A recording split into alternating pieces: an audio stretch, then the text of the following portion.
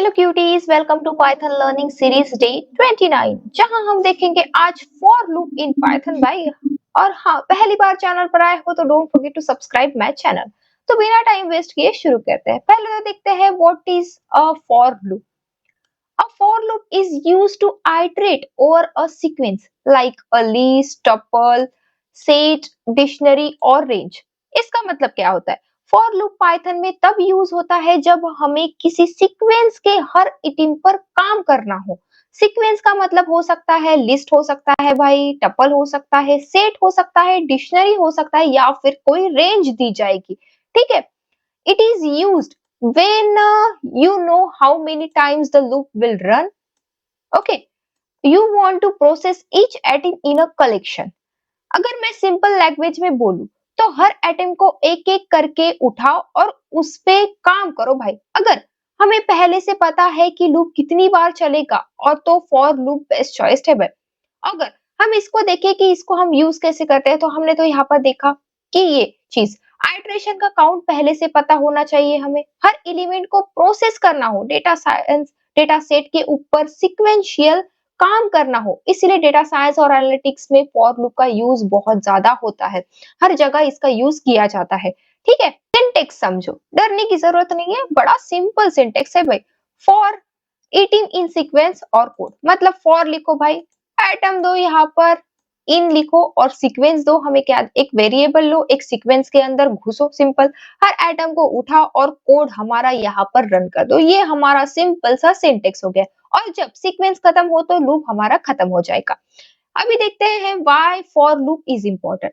For loop हमारा important क्यों है? It allows us to process each items in a data set one by one efficiently.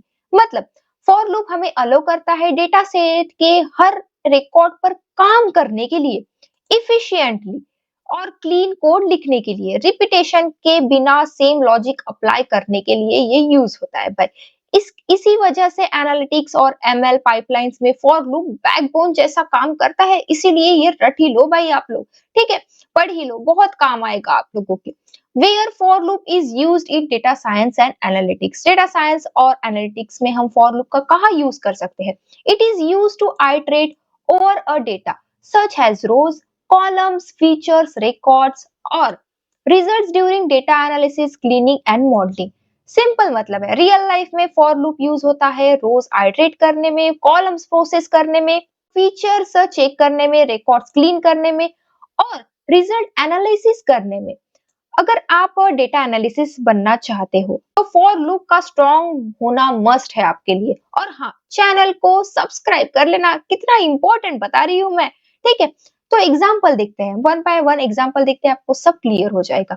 यहाँ पर मैंने एक एग्जाम्पल लिया है। यहाँ पर मैंने सेल्स नाम का एक वेरिएबल क्रिएट किया है जिसमें हमने यहाँ पर एक लिस्ट बनाई है। ठीक है, इस एग्जाम्पल में लिस्ट में जिसमें सेल्स का नंबर स्टोर है, यहाँ पर पाइथन लिस्ट के अंदर जाता है। यहाँ पर जो हम फॉर लूप बना रहे हैं पर फॉर वैल्यू इन सेल्स, इसका यहाँ पर पाइथन से मींस लिस्ट के अंदर जाता है। हर आइट्रेशन में एक सेल्स वैल्यू उठाएगा। मतलब पहले अगर पहला आइट्रेशन हमारा हो रहा है तो पहला सेल्स 100 उठाएगा, देन सेकंड सेल्स हमारा 200 उठाएगा, then 150, then 300 at the last. उस वैल्यू को रीडेबल फॉर्मेट में प्रिंट कर देगा यहाँ पर। सिंपल। अगर मैं इसको रन कर रही हूँ तो आप देख सकते हो हमारा sales amount one by one clearly हमें विजिबल हो रहा है और हमारा वन बाय वन यहाँ पर आउटपुट में आ चुका है। ठीक है, यहाँ पाइथन ऑटोमेटिकली नेक्स्ट वैल्यू को उठाया इसने, और जब लिस्ट खत्म हो गई तो लूप हमारा यहाँ पर रुक गया। सिंपल, क्लीन और पावरफुल। ओके, देन अगर मैं यहाँ पर सेकंड एग्जांपल देखूं, सेकंड एग्जांपल भी इजी है, डोंट वरी, समझ जाएगा आपको। यहाँ पर एम्प्लॉय नाम का मैंने एक वेरिएबल क्रिएट किया है जिसमें मैंने यहाँ पर डिक्शनरी क्रिएट की है। मींस की और वैल्यू पेयर में मैंने यहाँ पर डिक्शनरी क्रिएट की है। यहाँ पर की नेम है और उसकी वैल्यू भाई यहाँ पर अमित है। ठीक है, सेम सभी के लिए सेम है यहाँ पे। तो हमने यहाँ पर एक देखा जाए तो यहाँ पर एक डिक्शनरी बनाई, देन हमने यहाँ पर फॉर लूप क्रिएट किया। यहाँ पर डिक्शनरी में हमने फॉर की और वैल्यू इन एम्प्लॉय डॉट इटिम्स किया। इसका मतलब समझते हैं, यहाँ पर पाइथन डॉट इटिम्स यूज करके की और वैल्यू दोनों को हम एक्सेस करने वाले हैं। सिंपल। ठीक है, इस तरह डिक्शनरी का डेटा स्ट्रक्चर वे में हमारा यहाँ पर प्रिंट हो जाएगा। ठीक है, अगर मैं इसको रन करती हूँ तो आप देख सकते हो हमारा स्ट्रक्चर फॉर्मेट में जो भी हमारा डेटा था वो हमें आउटपुट में मिल चुका है। एनालिटिक्स डैशबोर्ड में ये पैटर्न कॉमनली यूज होता है, ठीक है, इसलिए ध्यान दीजिएगा। देखते हैं अभी using break in for. Break का यूज क्या होता है भाई फॉर लूप में, ये भी बड़ा इंपॉर्टेंट है, ध्यान दीजिएगा। देन हम यहाँ पर स्कोर्स नाम का हमने यहाँ पर एक वेरिएबल क्रिएट कर लिया, हमने यहाँ पर एक लिस्ट बना दी भाई। देन हमने सिंपल पहले जैसा ही हमने यहाँ पर एक फॉर लूप लगा दिया, फॉर एस इन स्कोर्स, ठीक है। तो यहाँ पर हमने एक कंडीशन भी दे दी, हमने यहाँ पर कंडीशन ऐसी दी है बस भाई, और लूप नहीं चाहिए, ठीक है। तो अभी ब्रेक वाला देख ही लेते हैं हम यहाँ पे। तो अब इफ कंडीशन दी हमने, तो इफ एग्जाम्पल स्कोर्स के एक एक करके यहाँ पर चेक करेगा। जैसे ही एक स्टोर मिनिमम कंडीशन यहाँ पर फेल हो जाएगी, पाइथन तुरंत यहाँ पर लूप हमारा छोड़ देगा। अगर हमारा स्कोर इज लेस देन 40 निकला तो यहाँ पर ब्रेक हो जाएगा और हमारा जो भी आउटपुट है वो हमें प्रिंट होके हमें मिल जाएगा। अगर मैं इसको रन करती हूँ तो आप देख सकते हो हमारा आउटपुट आ चुका है। मतलब यहाँ पर हमें 30, हमारा 30 से इसने मीन स्कोर ब्रेक कर दिया, क्योंकि ये लेस देन 40 था भाई, इसलिए वहां पर हमारा यहाँ पर ब्रेक हो गया, मीन्स लूप हमारा ब्रेक हो गया और हमें आउटपुट मिल गया। एरर मिल जाए, इनवैलिड डेटा आ जाए, कंडीशन सेटिस्फाई ना हो, तब आप ये यूज कर सकते हो, ठीक है। Using continue in for. Continue का यूज देख लेते हैं भाई, फॉर में क्या होता है। हमने यहाँ पर वैल्यूज नाम का एक वेरिएबल क्रिएट किया जिसमें हमने सेम लिस्ट बनाई है, बट इसमें कुछ इनवैलिड वैल्यूज भी है। हमने यहाँ पर निगेटिव मीन्स पॉजिटिव निगेटिव ऐसी वैल्यूज डाल दी है भाई। तो यहाँ पर भी हमने एक कंडीशन दी, यहाँ पर भी हमने फॉर लूप क्रिएट किया।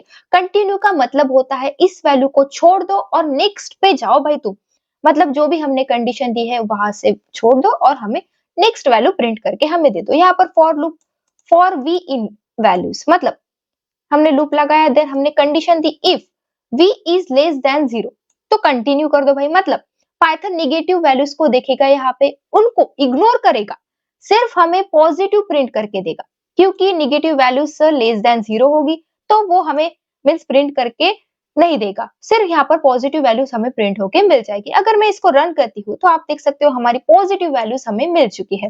डेटा क्लीनिंग में ये लॉजिक बहुत यूज होता है, जहां अनवांटेड डेटा हमें स्किप करना। अगर मैं देखूं nested for loop, nested for loop भी बड़ा इंपॉर्टेंट होता है भाई, ध्यान दीजिएगा। यहाँ एक हमने लूप है, ठीक है, लूप रोज के लिए है और उसके अंदर एक और लूप है जो कॉलम्स के लिए है, ठीक है। आउटर लूप हमारा जो है वो हमने यहाँ पर रोज मतलब रो नंबर कंट्रोल करेगा, और जो इनर लूप है हमारा वो कॉलम कॉलम हमारा कॉलम नंबर कंट्रोल करेगा, ठीक है। रिजल्ट में हमारा जो भी है वो हर सेल का पोजीशन प्रिंट हो जाएगा। अगर मैं इसको रन करती हूँ तो आप देख सकते हो हमारा हर सेल की यहाँ पर पोजीशन प्रिंट हो चुकी है। मतलब जो भी 00, 01, 02, 10, मतलब हर सेल की हमारी यहाँ पर पोजीशन रन हो चुकी है।